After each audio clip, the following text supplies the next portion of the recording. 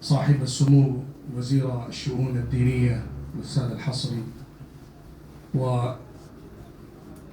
ورئيس برلمان كلمتان السابق الأستاذ عبد الله يعقوب الندوي، وجميع المسؤولين للحزب الإسلامي، وجميع الدكاترة والأساتذة والإخوة والأخوات.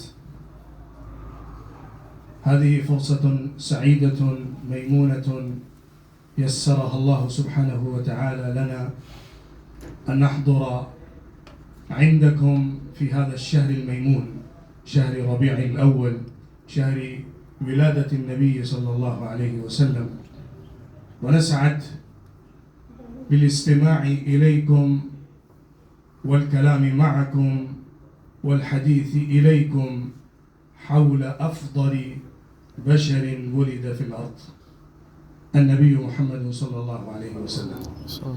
لقد أفاضنا وأفادنا وزاد الكلام حول النبي صلى الله عليه وسلم وسيرته وقدوته وأسوته الوالد الكريم الأستاذ السيد صهيب الحسين الندوي حفظه الله. غير أني دعيت وأمرت بأن نقوم بالحديث شيئا ما في هذا المجلس المبارك، فاستجابة لهذا الطلب وتلبية لهذا النداء أقوم بين أيديكم وأشارككم معي للجولة اليسيرة في السيرة النبوية، على صاحبها صلاة وسلام تترى. أيها الإخوة الأحبة في الله، إن نبينا وحبيبنا وشفيعنا محمدا صلى الله عليه وسلم ما بعث ليؤدي الأمانة التي ألقيت على كاهله فحسب، بل إنما بعث ليصبح قدوة متبعة إلى يوم القيامة. من أراد أن يكون إنسانا شريفا كريما، ومن أراد أن يكون تاجرا صحيحا نافعا، ومن أراد أن يكون إداريا موفقا، ومن أراد أن يكون جنديا رشيدا، قائدا حكيما، موجها مصلحا، وسيدا إماما، ومعاشرا مع الناس ومع الآخرين، من أراد أن يكون زوجا وأبا وابنا وولدا وأخا، فعليه أن ينظر إلى النبي صلى الله عليه وسلم. كيف كانت حياته؟ ليس النبي صلى الله عليه وسلم رسولا مقدسا محترما فحسب، بل إنما كان إنسانا يتبع أثره. هذا هو النبي عليه الصلاة والسلام. لقد قال الله: لقد كان لكم في رسول الله أسوة حسنة لمن كان يرجو الله واليوم الآخر وذكر الله كثيرا. فإن النبي صلى الله عليه وسلم يحب ويطاع ويتبع.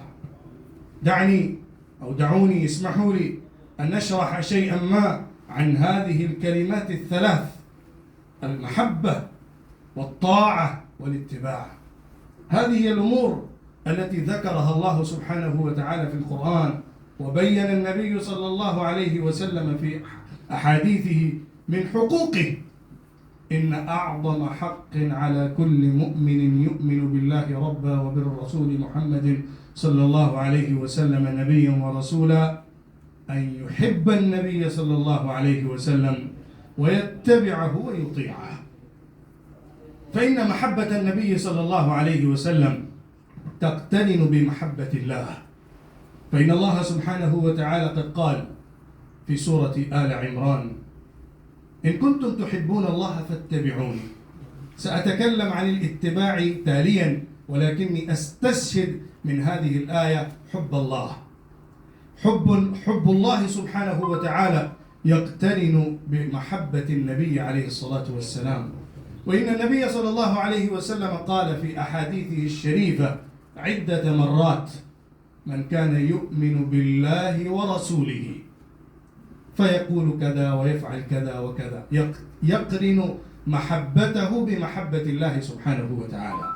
وكم من مرة قال عليه الصلاة والسلام: لا يؤمن أحدكم حتى أكون أحب إليه من ولده ووالده والناس أجمعين. لا يؤمن أحدكم. وقال عليه الصلاة والسلام عن مذاق حلاوة الإيمان: من يذوق حلاوة الإيمان؟ من يجعل محبة الله ورسوله أعلى وأفضل من محبة مما سواه. هذا هو المعيار للمحبة. أعني بذلك أننا لا نكون مؤمنين أوفياء صادقين في دعوانا الإيمان إلا إذا كنا نحب الله ونحب الرسول. محبة الله لا تتم إلا بمحبة الرسول، وليس معنى لمحبة الرسول بدون محبة الله، لأن الخالق والمخلوق، لأن الباعث والمبعوث، لأن المرسل والمرسل، لأن الذي اصطفى والذي اصطفي لا يكون من المحبة معهما إلا إذا كان في القلب صدق الوفاء بهما وبالرسالة وبالدعوة التي أوتيت إلى هذا النبي وإلى الذي والمحبة بالذي أرسل. فأيها الإخوة الأحبة، إننا نحب الله ونحب النبي صلى الله عليه وسلم معا، لأننا نرى أن حبنا بالله لا يتحقق إلا بمحبة النبي، وحبنا بالنبي صلى الله عليه وسلم لا يصدق إلا بمحبة الله سبحانه وتعالى. فالمحبة من القلب، حيث لا يحل في القلب محله حب أحد. لا يحل في القلب حب أحد محل حب النبي صلى الله عليه وسلم. وأقول: ليس كل من يدعي الحب صادق، وليس كل من يقول عن الوفاء وفي. الوفي الصادق والمحب الصحيح الصادق في قوله الذي يثبت حبه بعمله وسلوكه. كم من الذين ادعوا حب ليلى ولكن التاريخ نساهم، ولكن مجنون ليلى كان واحد من بين الآلاف لأنه صدق حبه. أيها الإخوة، علينا أن نحب النبي صلى الله عليه وسلم حبا ليس بمثابته حب أحد، لكن الأمر التالي هو الأمر الأهم، وهو معيار المحبة، وهو امتحان معرفة صدق هذا الحب. إذا كنا ندعي المحبة ونحن نقول بأننا نحب النبي صلى الله عليه وسلم أفضل من كل أحد، فليس حبنا صحيحا وصادقا إلا إذا كنا نطيع النبي صلى الله عليه وسلم. فيأتي أمر الطاعة. أمر الطاعة تأتي بعد هذا الحق الأول. طاعة النبي صلى الله عليه وسلم أيضا مقترنة بطاعة الله. قال سبحانه وتعالى مرارا وتكرارا في كلامه المجيد: أطيعوا الله وأطيعوا الرسول. ما قال أطيعوا الله ثم أطيعوا الرسول، بل قرن طاعته بطاعة الرسول بحرف العطف واو. أطيعوا الله وأطيعوا الرسول. لماذا؟ لأننا لا نقدر على طاعة الله إلا بطاعة الرسول. كيف نعلم أن الله يأمر بكذا وأن الله ينهى عن هذا إلا إذا كنا نطيع ما يقوله الرسول صلى الله عليه وسلم. فطاعة النبي صلى الله عليه وسلم لازمة لطاعة الله سبحانه وتعالى، لأنه هو المبلغ عن الله والرسول عن الله سبحانه وتعالى.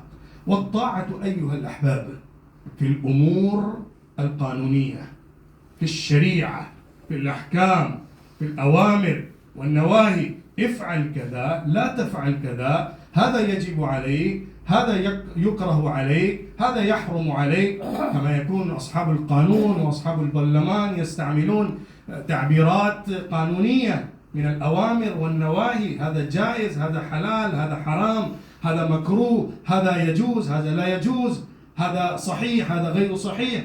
هذا هو المجال الذي يتعلق بالطاعة. يجب طاعة الله وطاعة الرسول في الأوامر والمناهي وفي الواجبات وفي الفرائض وفي الحلال وفي الحرام، كل الشريعة. ممكن أن نوجز الكلام بالشريعة، الشريعة المطهرة التي هي عبارة عن أحكام اجتماعية وعقدية وعبودية وأحكام قضائية وأحكام اقتصادية إلى ما هنالك. فطاعة الرسول صلى الله عليه وسلم في كل أمر من أحكام الشريعة المطهرة مفروض على كل أحد. الأمر الثالث اتباع النبي صلى الله عليه وسلم. هذا هو المجال الذي أريد أن أطيل بعض الكلام فيه.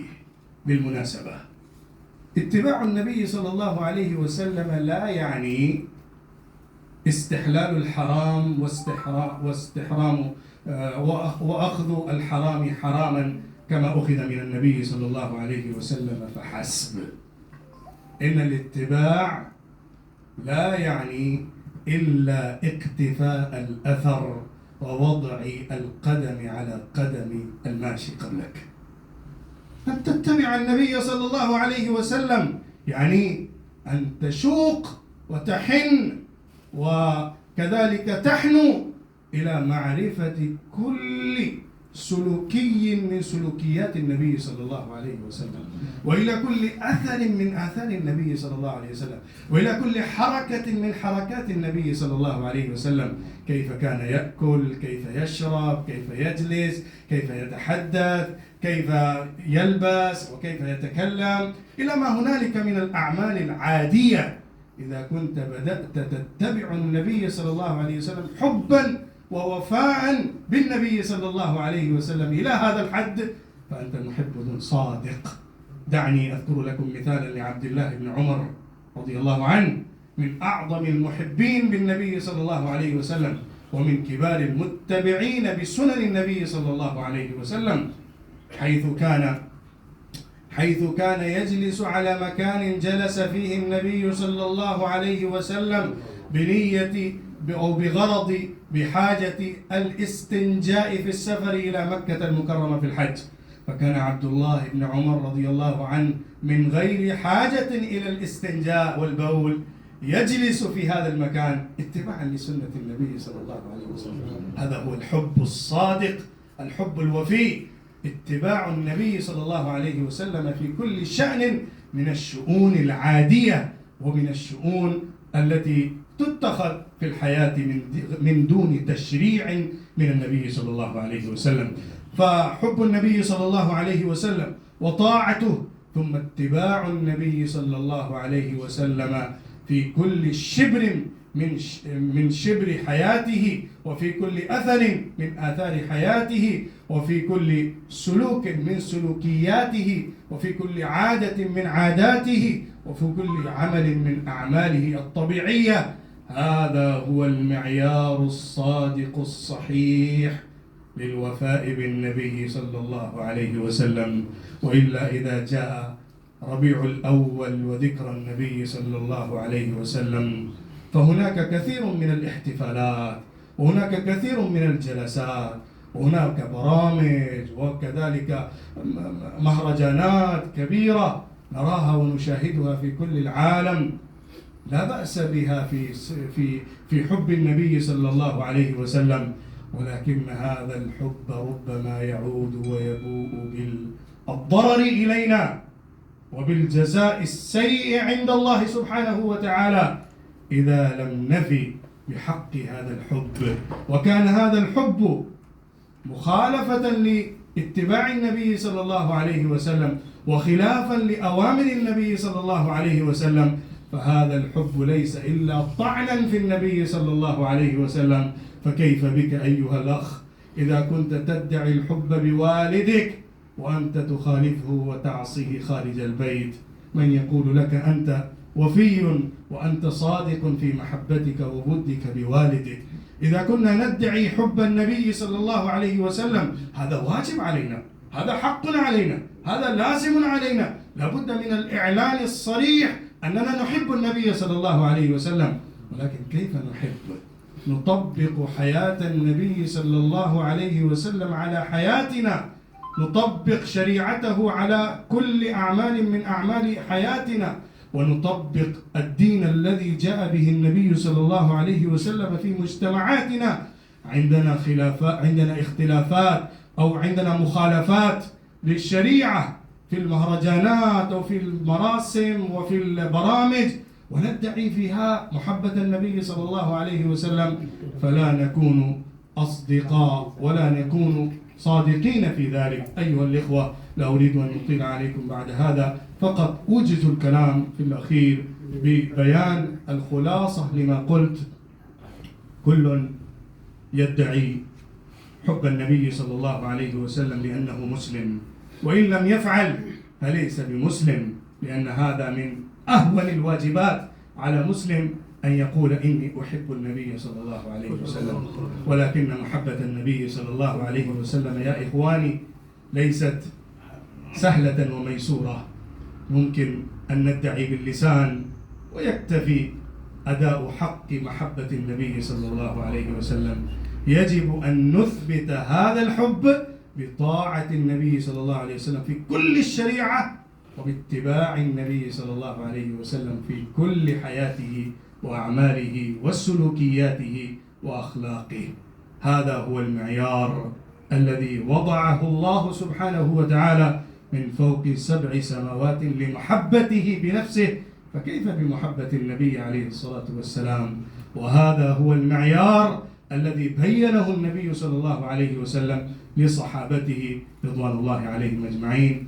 وجزاكم الله خيرا وبارك الله فيكم. جعلنا الله من المحبين الصادقين بمحمد عليه الصلاة والسلام، وبالمطيعين لأوامره والمجتنبين عما نهاه، والمتبعين لآثاره وسيرته وسلوكه. وجزاكم الله خيرا، وآخر دعوانا أن الحمد لله رب العالمين.